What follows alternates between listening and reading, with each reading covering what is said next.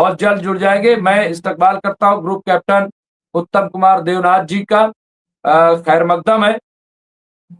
اور اس کے ساتھ ہمارے ساتھ جڑ گئے ایڈوکیٹ راشد رضوی صاحب. میں ان کا استقبال کرتا ہوں, خیر مقدم کرتا ہوں. سینئر پولیٹیکل اینالسٹ ہے, ماہر تعلیم, ماہر قانون, اور اس کے ساتھ ہی ساتھ وہ مڈل ایسٹ پہ ایک ریسرچر کے طور پہ ہم سے جڑتے ہیں اور اس پہ بات چیت کرتے ہیں. سب سے پہلے یہی کہ دو چیزیں سامنے آ رہی ہیں. ایک چیز تو یہ آ رہی ہے کہ امریکہ پھر بڑے حملے کی بات کر رہا ہے, اور دوسری چیز یہ سامنے آ رہی ہے کہ امریکہ تباہی کے دہانے پہ بھی بہت بھاری نقصان ہے. تو اب کیا آنے والے دنوں میں راشد صاحب, اور ایران لگاتار حملے کر رہا ہے. ابھی میں الجزیرہ پڑھ رہا تھا, بحرین پہ جو ہے بڑا حملہ کیا گیا. راشد صاحب جی ممتاز بھائی, دیکھیے بحرین اور جارڈن تو ٹارگٹ بنایا ہے ایران نے کہ ہم کو ان کو دونوں کو پہ امریکن بیسس کو ایک دم کمزور کرنا ہے. اور جس طرح سے امریکہ روزانہ اٹیک کرتا ہے ایران کے اوپر, اسی طریقے سے اس کے جواب میں ایران بھی کرتا ہے ان کے اوپر. اب امریکہ کا اپنا کوئی فزیکل لاس نہیں ہو رہا ہے, اس کا صرف فائنینشیل لاس ہو رہا ہے, اور تھوڑا بہت جو کیجویلٹیز ہو جائیں وہ الگ بات ہے. فزیکل لاس اور کیجویلٹیز تو سب سے زیادہ ہو رہی ہے ایران میں. ایران کے جو ایسیٹس ہیں وہ ڈسٹرب کیے جا رہے ہیں. تو امریکہ اپنے لاسز کو کہیں نہ کہیں سے ریکور کرنے کی کوشش کرے گا. اس کو ریکور کرنے کے لیے دقت کیا ہے؟ جیسے اس نے بول دیا انڈیا کے اوپر 100% ٹیرف لگا دیں گے. تو اس کے دماغ میں یہ آئیڈیا ہے کہ جتنا پیسہ ہمارا خرچہ ہوگا اس جنگ میں, اس کی ہم ریکوری دوسرے دیشوں سے ٹیرف کے روپ میں کر دیں گے. کہیں نہ کہیں اس نے یہ پلان بنایا ہوا ہے. دوسری چیز, اس نے جو وینزویلا کا کروڈ آئل قبضہ کر کے رکھا ہوا ہے اس نے, وہاں سے اس کی ایک انکم بڑھ گئی ہے. جبکہ اس آئل کی بہت زیادہ پاپولیرٹی نہیں ہے, اسپیشلی وہ آئل جو ہے آپ کا جیٹ فیول بھی یوز ہو ہی نہیں سکتا ہے. جیٹ فیول کے لیے آپ کو سب سے زیادہ ضرورت پڑتی ہے ہارموز سے, یہ جو رشیا سے آئل نکلتا ہے وہاں پر. اس کے علاوہ اگر آپ دیکھیں گے تو وہاں کے تیلوں سے بہت زیادہ منرلس نہیں نکال سکتے ہو, ایسے کھاد وغیرہ بنانے کے لیے اور سیمی کنڈکٹر چپ بنانے کے لیے جو آئٹمس کی ضرورت ہوتی ہے, اس کی پورتی وہ وہاں سے نہیں کر سکتا ہے. وہ صرف آپ کو ہرمز سے ہی اس کی پاسبلٹی بنی رہتی ہے.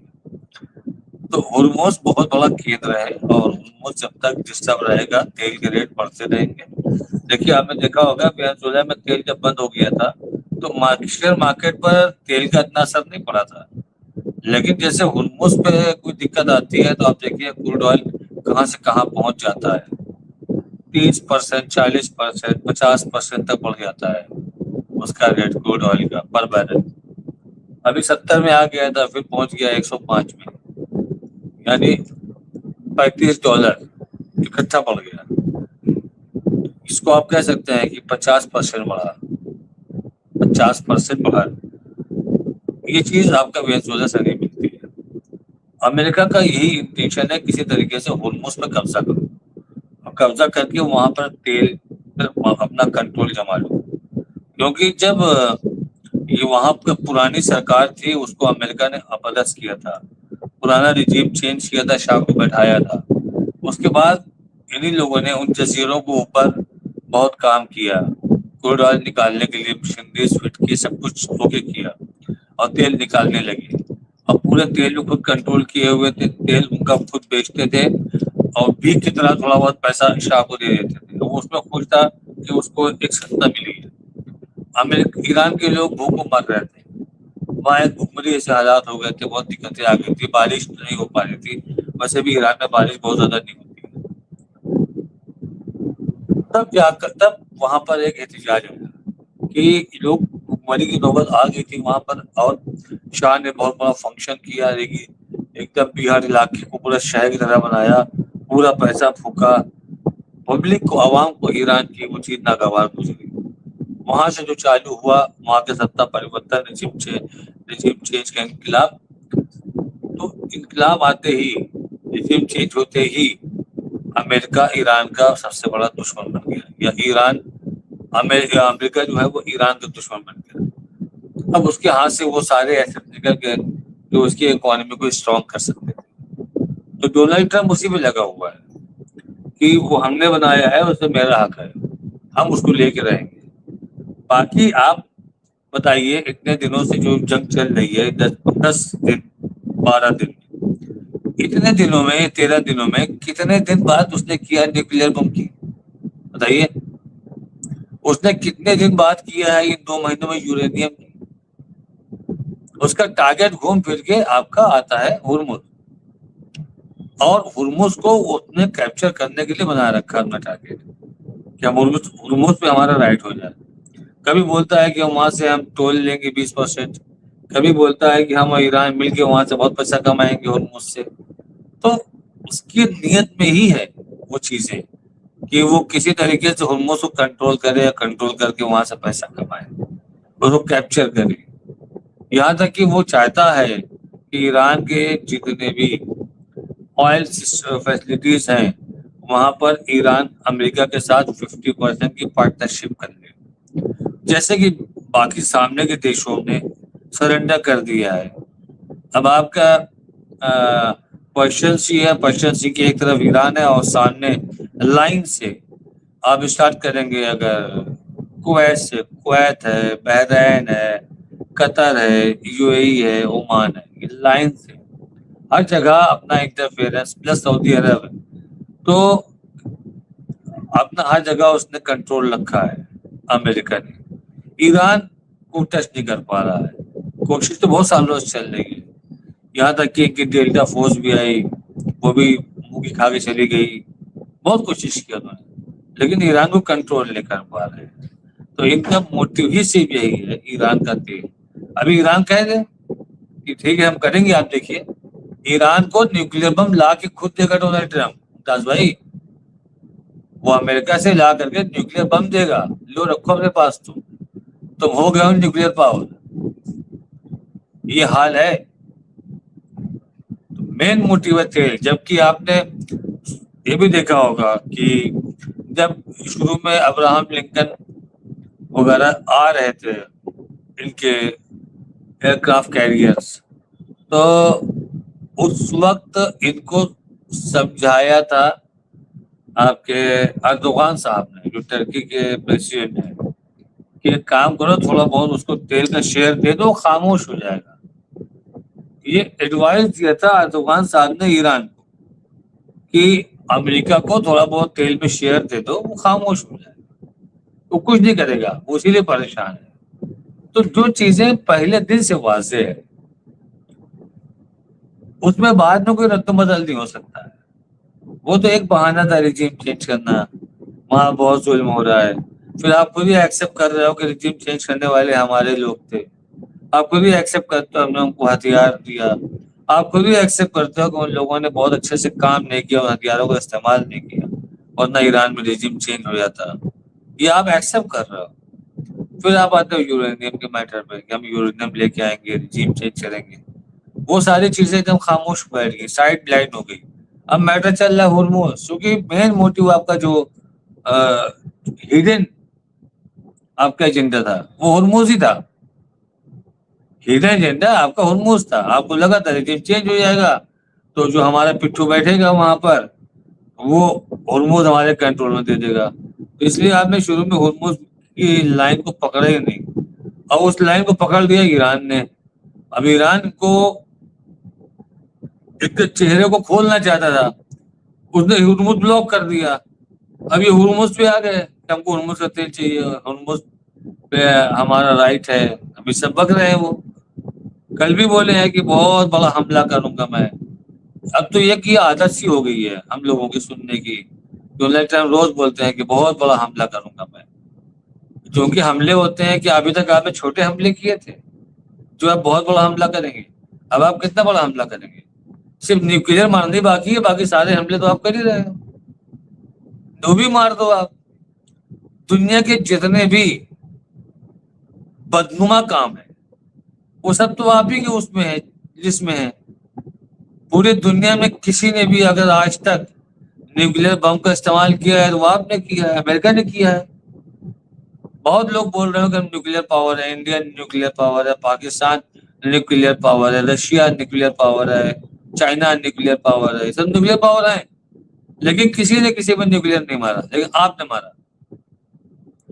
اب آپ کہتے ہو کہ ایران جو ہے وہ چھیتر کے لیے خطرہ ہے, اس لیے اس کو ہم نیوکلیر پاور نہیں بننے دیں گے. مطلب ایک چور کہہ رہا ہے کہ میں چور پکڑوں گا, یہ حال ہے, میں اس محلے میں چوری نہیں ہونے دوں گا, یہ ایک چور کہہ رہا ہے. تو ممتاز بھائی ابھی آپ دیکھیے جو صورتحال چل رہی ہے, جس طریقے سے حوثیز نے بلاک کیا سعودی عربیہ کے ٹینکروں کو اٹیک کیا ہے, اب یہ اس وار کو امریکہ لے کے جا رہا ہے ملٹی فیسز میں, اس وار کو امریکہ لے کے جا رہا ہے ملٹی فیسز میں, کیونکہ بہت کچھ اس کے پاس چھپانے کے لیے ہے. اس لیے اس نے ایک دوسرا روٹ بھی کھول دیا ہے, سعودی عربیہ سے حوثیز نے حملہ کروایا, پھر حوثی نے پلٹوار کیا, پھر سعودی نے پلٹوار کیا, حوثی نے پھر باب المندب بلاک کر دیا, وہ کہہ دیا کہ سعودی عرب کو جاسوس کرنے نہیں دیں گے. اب میڈیا کا منہ ادھر گھوم گیا, ادھر جو نقصانات ہوں گے ان کو چھپانا پڑے گا, اس نقصان کی بات ہی نہیں ہوگی. اور نقصان ان کا اتنا ہوا ہے جتنا 40 روزہ جنگ میں نہیں ہوا ہے, جو یہ 13-14 دن میں نقصان ہو گیا ہے. ہم کو تو نہیں لگتا ہے کہ بحرین جارڈن کے جو آپ کے ایئر بیسز ہیں ہفتے بھر بعد جس طرح حملہ چل رہا ہے ہفتے بھر بعد استعمال کرنے کے لائق نہیں. ہم کو نہیں لگتا کہ کوئی ایک ایئر بیس بھی ان کا استعمال کرنے کے لائق بچے, یہ ایسا نہیں لگتا. تو ابھی ٹٹ فار ٹیٹ چل رہا ہے, یہاں پر سرنڈر والی نیتی نہیں ہے, یہاں پر اٹیکر والی نیتی ہے. اور یہ بھی نہیں ہے کہ تم نہ مارو گے تب بھی ہم ماریں گے, نہیں, جب تم مارو گے تو ہم جواب اس کا بہت طاقتور سے فل اسکیل جواب دیں گے, اور وہ جواب دے رہا ہے. جو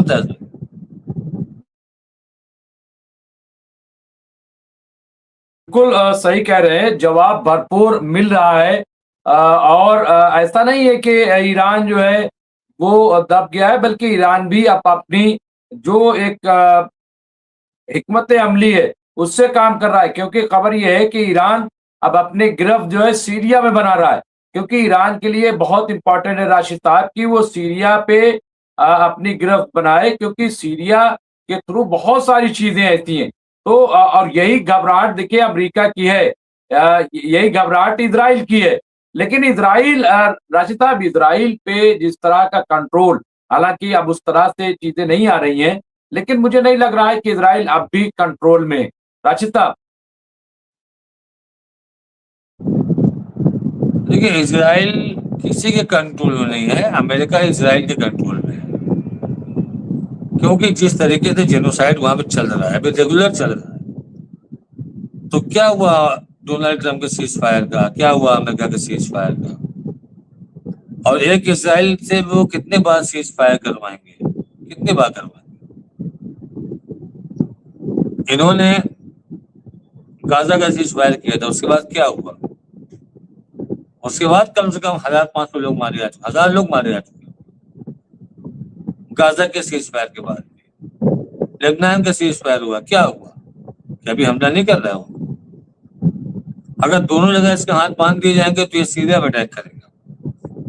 اور رہی بات سیریا کی, تو ابھی آپ سیریا کے بارے میں جو بات کر رہے تھے, سیریا ایران کی مضبوطی کے لیے ایک اسٹریٹجیکل ایریا ہے.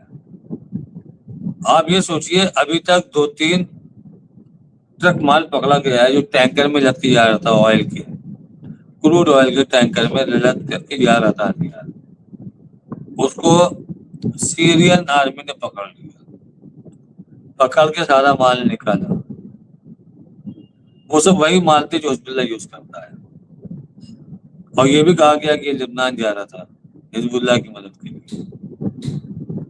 اب آپ یہ بتائیے, کبھی عراق کے بارڈر سے پکڑے جاتے ہیں یہ, کبھی سیریا کے اندر پکڑے جاتے ہیں یہ, تو مدد کیسے کریں گے یہ حزب اللہ کی, جب تک یہ سیریا کو اپنے کنٹرول میں نہ لیں. اور سیریا ان کے کنٹرول میں آنے میں بہت ٹائم نہیں لگے گا. بس وہی ایک کوشش ان کو بھی کرنا پڑے گا جو امریکہ اسرائیل نے ایران میں کی تھی اور ناکام ہو گئی تھی. لیکن سیریا والے میٹر پہ یہ ناکام نہیں ہوں گے, کیونکہ سیریا کے لوگوں نے دیکھا ہے کہ بشار الاسد کے جانے کے بعد ہم نے گولان ہائٹ کھو دیا ہے. بشار الاسد کے جانے کے بعد اسرائیلی فورس सीरिया के अंदर घुस आती है, वहां के गांव में लोगों को मार के तलाशी लेती है, और कई जगहों पर, कई कॉर्नर पर उन्होंने कब्जे भी कर लिए।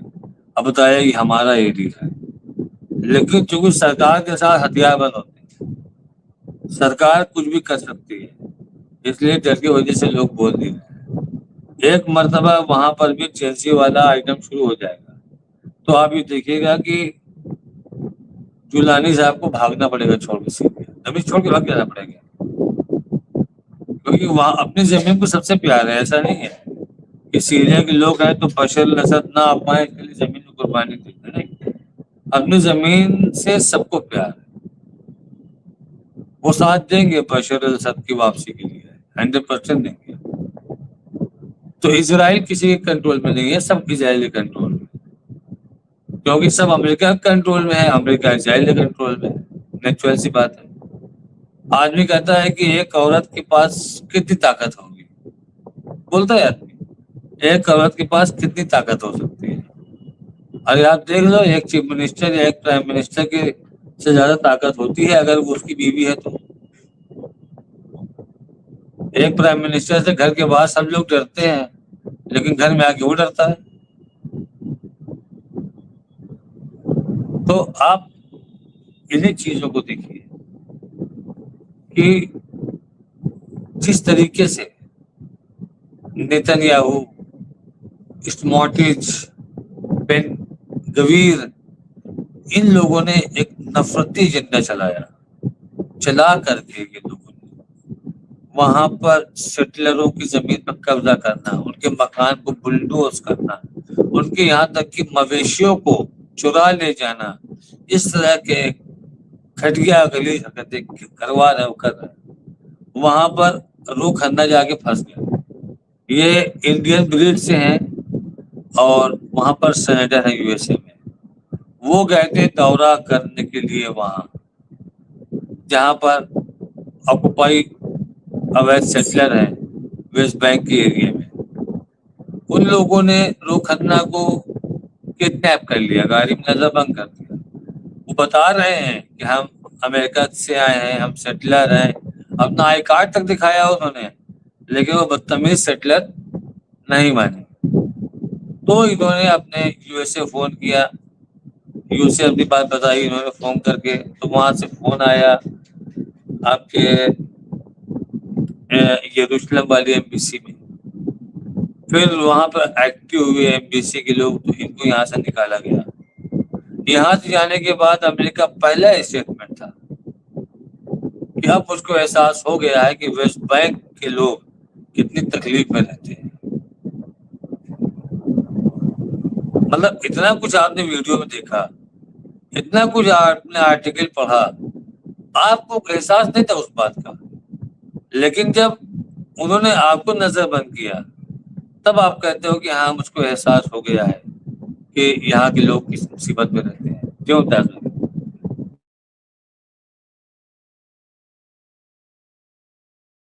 बिल्कुल सही कह रहे हैं। और मैंने तो कल एक बहुत इम्पोर्टेंट सवाल उठाया राशिद साहब कि कल ये खबर आई कि था पाकिस्तान जो है वो अंसारुल्लाह लाहौती को चैलेंज कर रहा है और उससे मुकाबला करेगा, सऊदी कह रहा है उससे मुकाबला। तो मैंने सवाल उठाया कि भाई बहुत अच्छा है, बड़ी ताकत है आपके पास, आप अंसारुल्लाह लाहौती को ललकार रहे हो, तो ये ललकार गाजा में क्यों नहीं होती?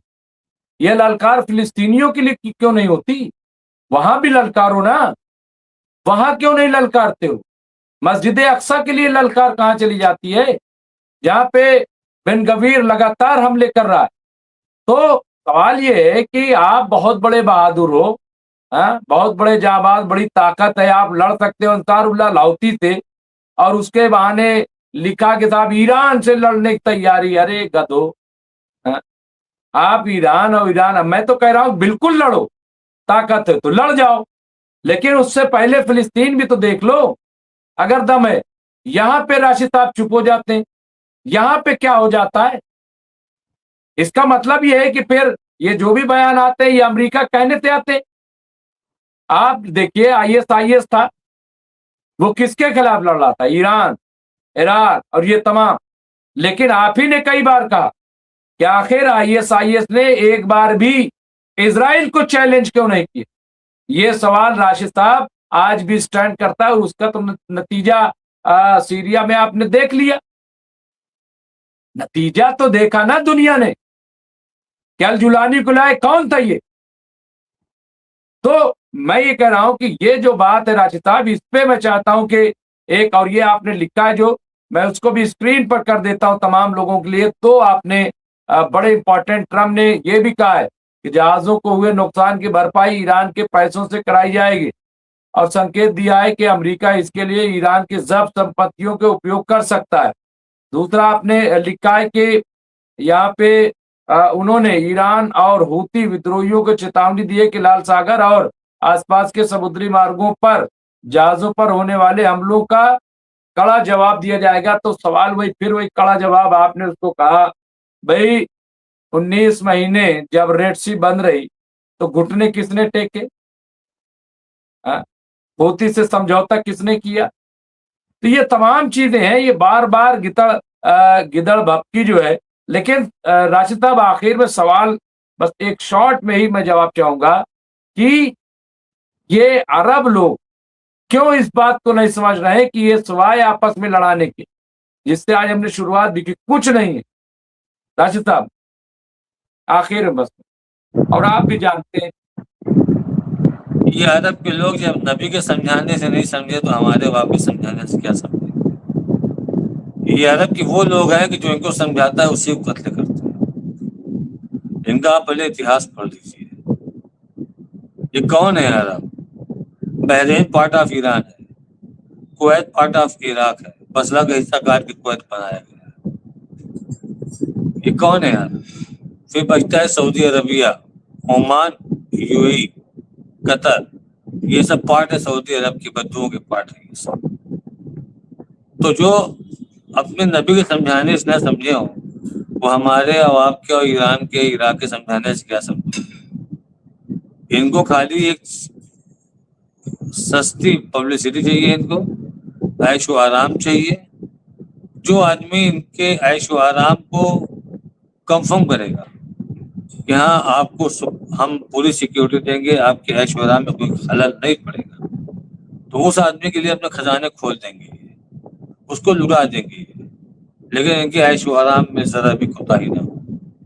आपको लगता है कि इनकी औकात? साहब एक खबर आई है, बड़ी खबर है, मैं एक सेकंड के लिए, फिर आप अपनी बात मुकम्मल करके प्रोग्राम भी वाइंड अप करेंगे।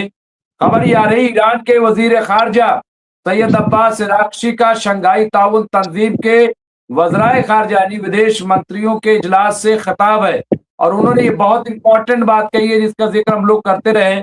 ईरान ने दिखाया है कि वो किसी जंग का आगाज करने वाला नहीं है, इलाकाई सलामती का दारो मदार दोहरा मेयार न इस्तेमाल करने पर है। तो ये आप देखिए, ये जो बात कही है कि ईरान ने कभी भी पहल नहीं की है राशिद साहब, इसका मतलब तो बिल्कुल साफ है कि ये अमेरिका की तरफ इशारा है, इजराइल की तरफ, कि हमलावर यही लोग हैं। नहीं, और ये कम अब्बास अराची के कहने से क्या होता है?